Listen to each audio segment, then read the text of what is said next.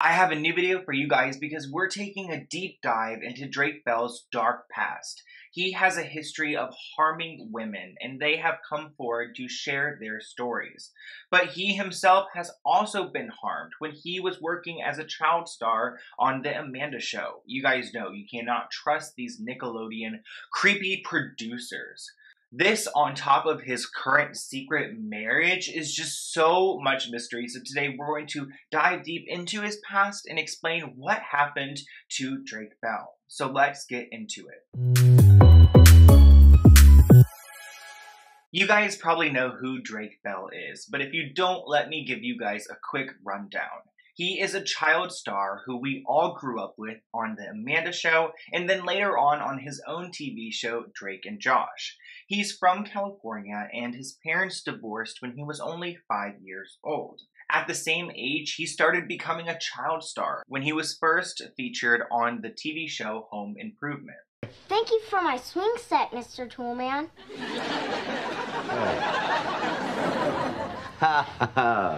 He also starred in a couple commercials, but he was really well known for his appearances on The Amanda Show and then later on having his own TV show. Drake Bell was only 11 years old when he was working as a child star on the set of The Amanda Show. He was a side character and he would pop in here and there playing music under the band's name Drake 24/7. Can't you see I'm in love with you? Can't you see there's so much I do? This led to his own TV show with Nickelodeon, where he actually co-wrote and sang the song for Drake and Josh, which I still love to this day. It's called Found a Way, and I feel like every time I hear that, it just comes into my mind.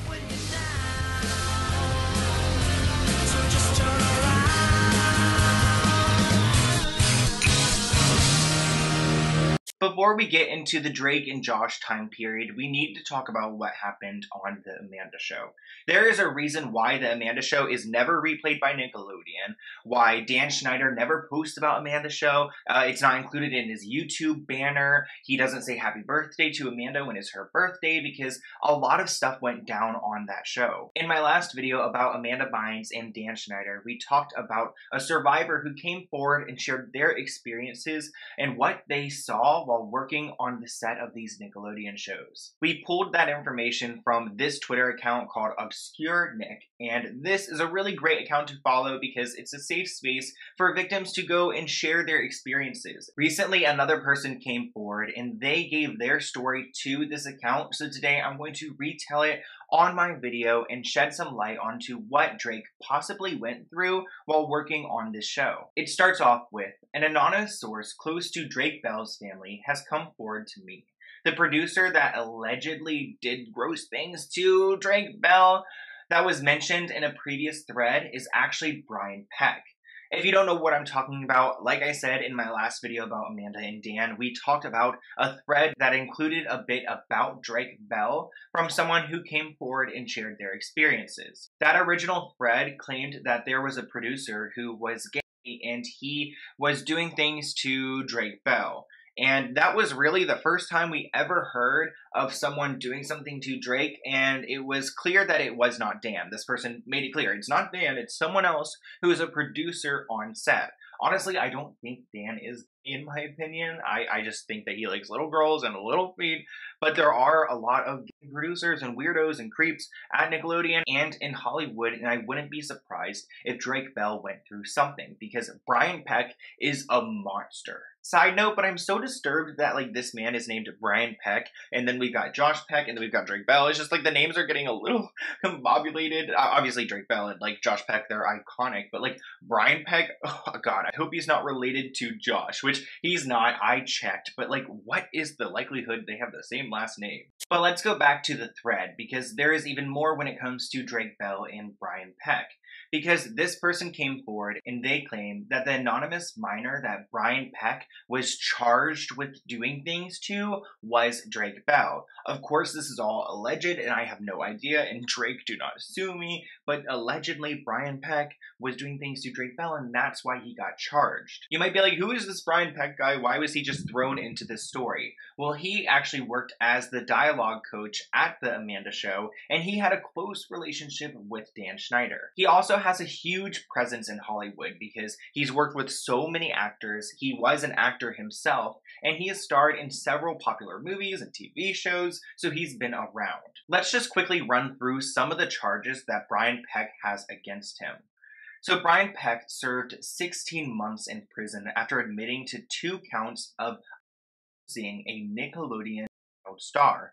That child star was kept anonymous. He is a John Doe because they didn't want this to affect his career. Well, guess who was working with Brian Peck around that same time? It was allegedly Drake Bell on The Amanda Show. Brian was charged with 8 counts of doing horrible things. Oh God. By anesthesia or controlled substance. So he not only took advantage of these people, but he made sure that they weren't coherent when he did it.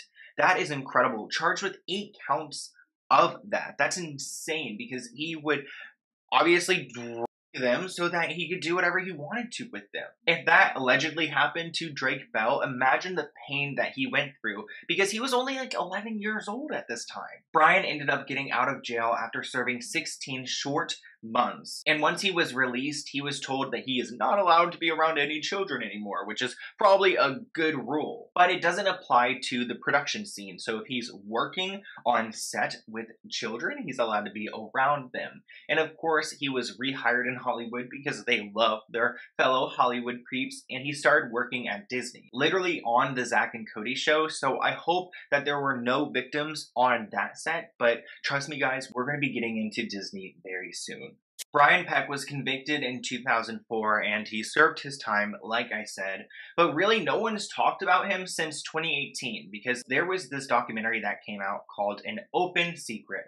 And pretty much this documentary exposed a bunch of people in Hollywood, including Brian Peck, where so many people came forward and shared their horrible experiences with him. So imagine if Drake had that experience with him, he probably could speak about it, but he doesn't want to because at the time he was worried about it affecting his career, and if he was worried then, I'm sure he would be worried now. This documentary, An Open Secret, was actually really hard to get out there because they couldn't find anyone who wanted to put this on their platform because Hollywood creeps are trying to protect other Hollywood creeps. And this documentary confirmed that the child who went through horrible things with Brian that he was criminally charged with, this person was a Nickelodeon star. That was confirmed. Of course, we don't know who he is, but in my opinion, it seems like it's Drake Bell. I've been thinking about doing a deeper dive on Brian Peck and Bryan Singer. If you don't know those two Hollywood creeps, oh God, there's so much to it, and I'm so ready to expose them. So if you want me to,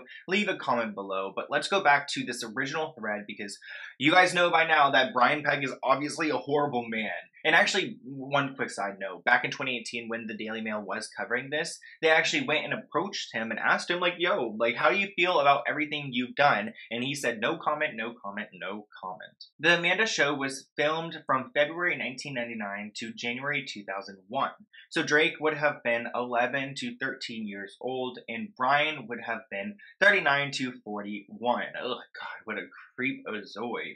This was the time period when he was working with Brian. When news broke about Dan Schneider being let go from Nickelodeon back in 2018, this person who came forward to speak about Drake Bell and Brian Peck, they had a feeling that Dan or someone on his team would do something to taint Drake Bell's reputation. This source, this person coming forward, so not me because I have way different beliefs, they claim that Drake Bell's ex-girlfriend, Melissa, came out last year accusing him of doing all these horrible things to her, which we will talk about in a second, because she was supposedly paid off by Dan Schneider. I just don't know if I believe that because Melissa has put out so much content that proves that she has gone through something. Also, you guys know, like, when it comes to victims, I always believe the victim because we need to assess the situation and we need to, we need to not write off these victims because so many people are scared to come forward because they're just written off or they're given hate, and it's not okay. Before we talk about what Melissa and so many women went through with Drake, I want to continue this thread because they write, Or someone close to Dan's team revealed this information about Drake because they wanted to destroy his reputation. But they actually claimed that they're trying to destroy Drake Bell's reputation because they're trying to put him in a terrible situation where nobody believes him and he's just discredited. Kind of like what they did to Amanda Bynes, just like putting out bad press and shaping him to be the bad guy. It's like when these organizations, these entities, Nickelodeon, Disney, record labels, anything, once they don't need these people to make money anymore, they really don't care about them, and they will just make them look bad so quick as long as they protect themselves. The person who came forward claims that they did this because if Drake ever came forward, they would be able to say that he's not credible because of all these past legal issues. That way, anything that he says is written off as too crazy to be true, which kind of has happened to Amanda Bynes. Like, a lot of people do not take her seriously anymore, even though I feel like her freedom is just like, oh my gosh, she needs her freedom. Like, it's such an unjust, and we need the free Britney energy for free Amanda. But I want to revisit a point in this thread because they said that they don't believe that Melissa was harmed by Drake. And like I said, that's something I disagree with because she has been so just forthright with everything, and I'm going to walk through all the evidence that we have. In my opinion, I am not trying to, like, take down Drake Bell. I'm not trying to call him, like, an evil man or whatever. Like, at the end of the day, nobody is truly evil in this way. Maybe Dan Schneider, maybe, like, others. But, like, I feel like when it comes to going on in Hollywood or in the home or anything in general, it's a cycle. Once someone's a victim, they can later on become a perpetrator, which is really unfortunate. And sometimes it's hard for people to think about because, like, thinking about my own experiences, like, would you ever want to do that? Like, no, of course not. But, like, when you are in that situation, it's so different. And sometimes it becomes the normal. And sometimes when it comes to children like Drake, only 11, 12 years old when this went down, they just want control over a situation because they lost control when it came to that and they were taken advantage of. So I don't want to write like Drake Bell off as a monster, even though he's done some disgusting and horrible things to women. There's a reason why, and it's not because he's a possessed man, it's because he's gone through some things that has left him with some pain, and he doesn't know how to deal with it. That's how a lot of these perpetrators are, and it's really hard, and it's like a double-edged sword because there's no winning here, but at the end of the day, I will always fight for the victim standing up, because even though you went through something yourself, it does not give you the right to put this pain onto someone else. So let's go ahead and talk about what Melissa went through. She is an actress in Hollywood, but she's also famous on social media. She's got a TikTok account where she has shared a ton of information about her experiences with Drake, and she's provided a platform for other people to speak out. Let's go ahead and watch one of her most popular TikToks together, and then we'll walk through all of the evidence that she has posted on her page, because she's made like 12 TikToks, so there was a lot to go through and pull from. First, I would like to start out with saying that I don't really care if anyone believes me, as this is my story and my life and something that I went through. It wasn't until recently that I actually realized that isn't something that all women have to go through. When I started dating Drake, I was 16. I was homeschooled. I moved in with him. I was singing. It wasn't until about a year when the verbal started. And when I say verbal, imagine the worst type of verbal you could ever imagine, and that was what I got. It then turned into everything. At the pinnacle of it, he drove me down the stairs of our house in Los Feliz. My face hit every step on the way down. I have photos of this. I don't even want to get into the girls thing. I mean, I will, but I'm scared. I would be scared too. It is so scary to think about, especially because he is popular, he has the power in that situation, and he should not have had a little 16-year-old girl move into his apartment when he was like, what, 21 years old? She's posted more content regarding Drake Bell because she wants to prove to you guys that this man is a monster, and there are a lot of people that do not believe her, which is obviously really unfortunate because that means that other people who want to come forward, they don't want to because they feel like nobody's going to believe them. But again, I want to say that this does break my heart. I don't want to think of Drake bill as a crazy monster because he's been so likable on camera, but everyone has their problems, and we cannot allow the facade of the character that we know on Drake and Josh to just replace the person of Drake, because even though these people might play likable people on the television, doesn't mean they're real and authentic and genuine or moral people in real life. So here are some screenshots that Margaret shared on her TikTok page, and it's pretty much a screenshot with a friend where she's trying to confirm with you guys that this stuff went down. They talk a little bit about his wife up in here, which he does have a wife, and actually that's the huge, honestly, if anything in this video gets me in trouble, it's gonna be me talking about his wife, because he is already, gone for people who have exposed that. But anyways, they talk about his wife, they talk about him flirting with her recently, but the most important part is this little bit at the end, because her friend recalls what went down between Melissa and Drake. Let's get our glasses on, but she says, "I remember you telling me about everything you mentioned in those videos. I remember the pictures, I remember the physical face. I remember him throwing you in a bathtub and you with the water. Oh god, it sounds so aggressive. Ugh. I remember him breaking all your antiques, and I also remember calling the cops on him and having to stay at Molly's house until stuff went over. I'm so proud of you for coming out with your story." And we have to be proud of her. We have to support these victims, because it's really hard to talk about this stuff, especially in the Me Too movement, because I feel like a certain amount of people got Me Too'd, but then there were still so many creeps who are protected, like Dan Schneider and weirdos like that. So why are we protecting these creeps any further? Let's call every single one of them out. Melissa has posted even more proof online. She's posted so much, but she included the report that she actually gave to police. And it's actually not clear if this is her report or someone else's, but pretty much the man who would be Drake was saying some pretty things to this person, and it was very aggressive and vulgar, and they reported it, which they should, because verbal things are just as bad as physical. I mean, obviously, it's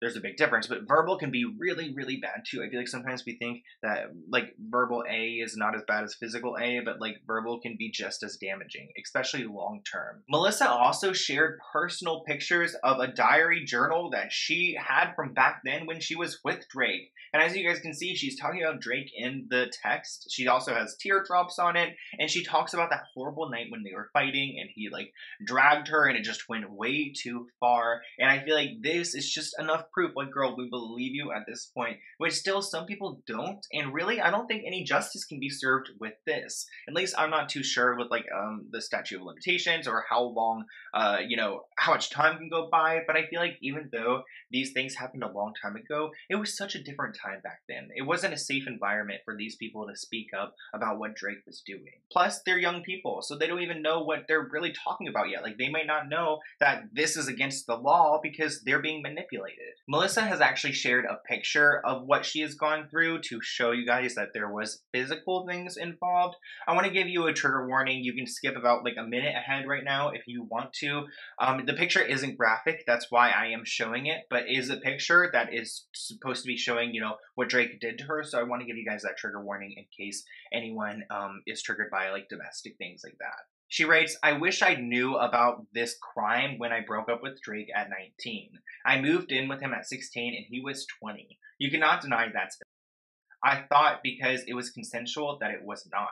If I had been educated properly on this, maybe he wouldn't have ruined so many other girls' lives. I now carry the burden of that, and I hope that by speaking out now, I may educate teens about this." Which is really great. I know a lot of times people do feel the burden, or they feel guilty because they feel I didn't stop him, so I didn't do my part. But you really cannot put the guilt on yourself, because that is just debilitating. I know exactly how she feels, because I really put a lot of guilt on myself as well. We have to let these criminals know that we will not tolerate this, and that their actions are leaving painful imprints on people's lives. My DMs are open, so feel free to reach out and know that you have found a safe space with me. Then she shared the picture, which I'm going to show right now. So again, trigger warning, 5 seconds, and here you go. So you guys can see she's got a scar on her chin in the photo. And again, it's not super graphic, but it's still something. And she took a picture of it because she obviously went through something really painful with him. She went into more detail about the photo on her TikTok, and she writes that this was taken in 2008, a few months after turning 18. This was nearing the end of our relationship. The physical are happening almost every week, with verbal almost every day. For everyone asking, why now? Well, it took me 5 years after just to feel safe from him. He was still bothering me a year after we broke up, which is when I filed the restraining order. It then took another 5 years to process. That's what happened to me. I was not okay. I feel comfortable in the hands of Gen Z and TikTok, which seems to be a safe place for Melissa to go and share her experiences. And like I said earlier, this has led to multiple victims coming forward and sharing their experiences with Drake Bell. These young girls actually shared their experience with Drake back in 2012 when they were literally 14 years old and he was 25. They've actually provided screenshots from back when it happened, and actually it's pretty crazy to see. So if you guys don't understand what is going on here, this is an old screenshot of an iPhone, and pretty much she's having a conversation with Twitter. If you guys are younger, you probably don't know this, but back in the day before they had apps, you could actually use Twitter through text messages. So you can see that this person's replying with M, Drake Bell. That means message. So she's replying to Drake Bell with a message. And then you can see the other notification is a direct message from Drake Bell. So that's how it works with the text messaging back then. And that's actually how I used to do it. It's also a great form of receipts because it shows that it was definitely his account because it was at Drake Bell. And even though he's going by Drake Campagnana, I need to look at the pronunciation again. Drake Bell is his @ name, and that's definitely his account. And he messaged these young girls, would love to be in the middle of your profile pic. What type of 25-year-old man wants to be in the middle of this? You can obviously tell that these girls are really young, and the person who came forward actually claims that he definitely knew their age when he was speaking to them. The girl shares her location being in New York, and then he later asks for a 3. I can't even say that on YouTube, I don't think, but yeah, he asks for a 3-way with the 2 girls, which I'm like, what is going on here? She writes, is this really Drake? And then he says, yes. Then she writes, well, I'm going to be at the girl tonight. You should FaceTime us, which she says in the thread that they actually never FaceTimed him, but they were trying to, see what's up. He said FaceTime inward, without clothing on, and oh God, because he's trying to probe into it.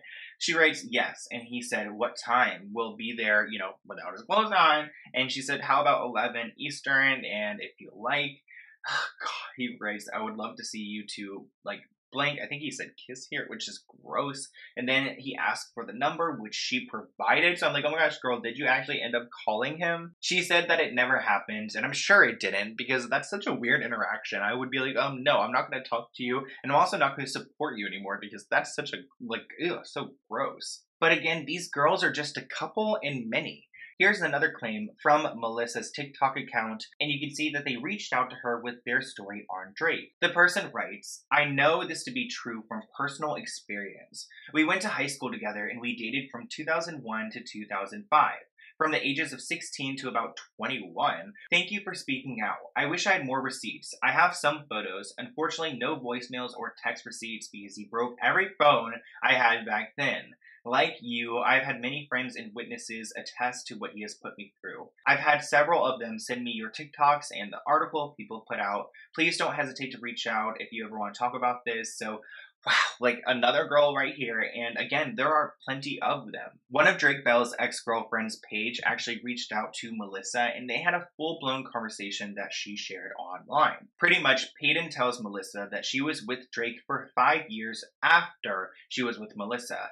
I will stand by your side and back you up, as I went through horrible things as well. She claims that he manipulated and brainwashed her. And then Melissa says that he did it with hundreds of underage girls, which that's crazy. Peyton then goes into detail on how she's scared to speak out, literally saying that she feels sick to her stomach and that she's shaking. And that's what's really scary about some of these victims. They cannot speak out because the people who controlled them and hurt them still have control. Peyton literally told Melissa that she would think about Melissa when she was dating Drake in hopes that she will get out of that relationship as well. It has been 7 years since Peyton and Drake were together, but she's still super scared of him. In the final message from that conversation, I can't even share it because of the C words, the W words, the type of words that Drake would use to speak to these women that are extremely hurtful. And Peyton actually provided Melissa a screenshot screenshot of an email from their relationship, and you can see that it was really aggressive, and he obviously was verbally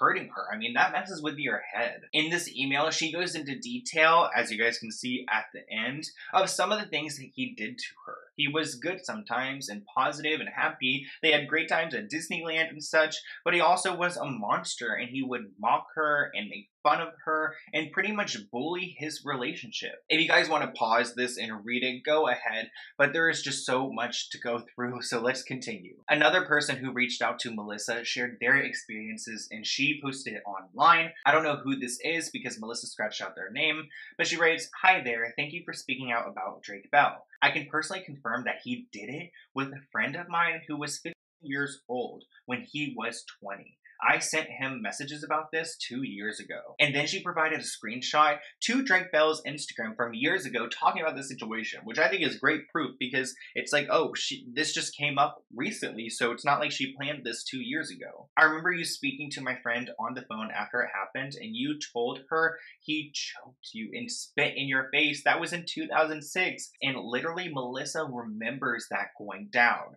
So this is just all too real. Another person reached out to her and said, "I met Drake in early 2007 when I was 16. He was dating you at the time, but it didn't stop him from effing my 15-year-old friend who was a virgin.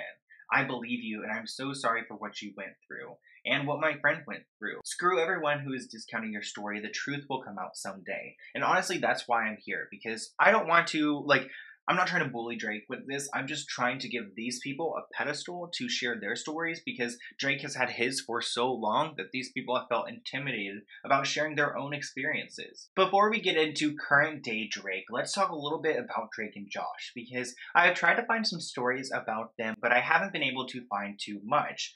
When it comes down to some of the weird scenes, there are a ton of them involving feet and gross things, and obviously that's really weird.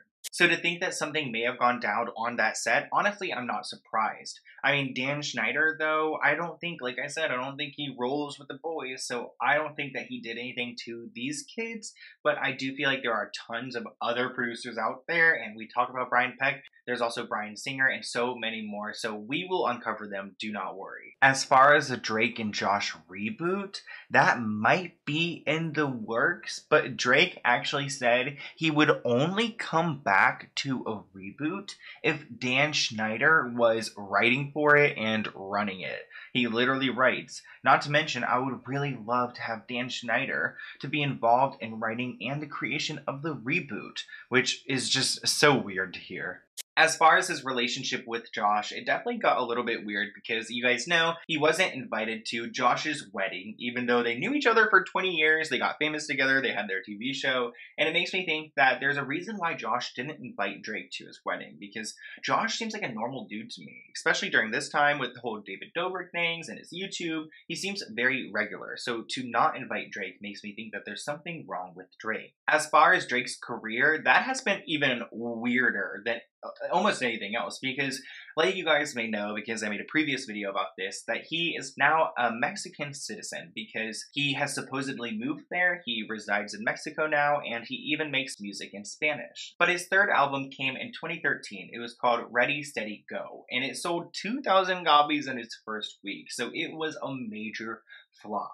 But then after that point, and maybe even a little before, he was starting to sing in Spanish. He actually has no Spanish heritage at all. I looked into it. Neither of his parents are Spanish at all. But he began singing in Spanish, and a lot of people enjoyed it. And honestly, he's really good at singing in Spanish. Yo no soy mañanero, soy capitán, soy capitán, soy capitán. For some people, they might think that he just up and left and became a Mexican citizen one day and started speaking Spanish, but it was a slow progression over the years. And he started singing and making more songs, and they became more popular. So honestly, it makes the most sense for him to go and be in Mexico because that's where he's thriving. He also speaks Spanish really well. Hola, no olvides que en Cameo.com puedes pedir un mensaje especial mío o una llamada de Zoom conmigo. Puede ser un gran regalo de Navidad.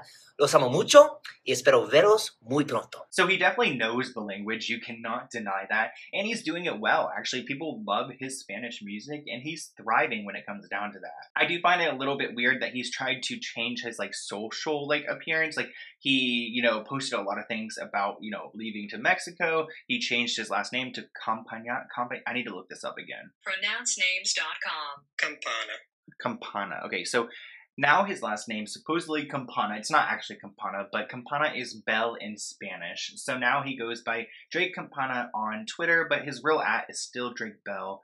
And even though he has been posting a ton in Spanish on social media, he actually has been posting still some, like, English songs and posting in English, even though he did tweet out that he'll be posting in only Spanish from now on. But that's not the case because he has posted in English several times since.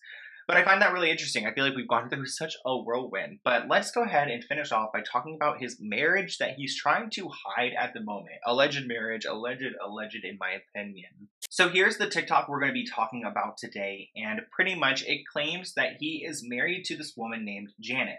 They have been spotted in public and, you know, together and such, but it seems like they're trying to keep their marriage really under wraps. Let's go ahead and watch this video and then we can talk about it. Hey guys, if you're confused on why I look different and I'm wearing a different outfit, it's because this video is actually a re-upload. The content creator of this TikTok put a copyright strike on my account and almost deleted my account. Actually, I don't know if my account will be deleted. It's still, like, up in the air, but you guys know a lot of people have been trying to remove my channel and remove my content, whether it's Dan Schneider's team or other people I can't even legally speak about.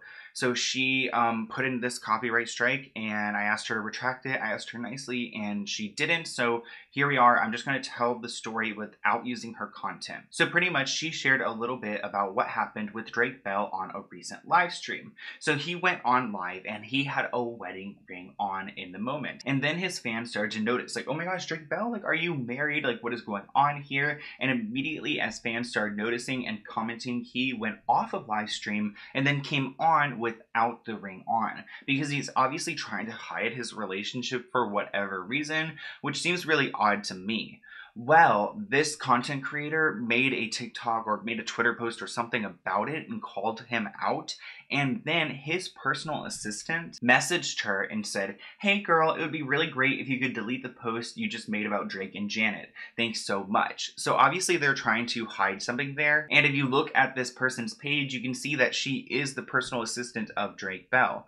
So it's really odd that they're trying to hide their marriage here. And that little live stream is pretty much like the only inkling we have that they are, like, officially married, but for whatever reason, they're hiding it.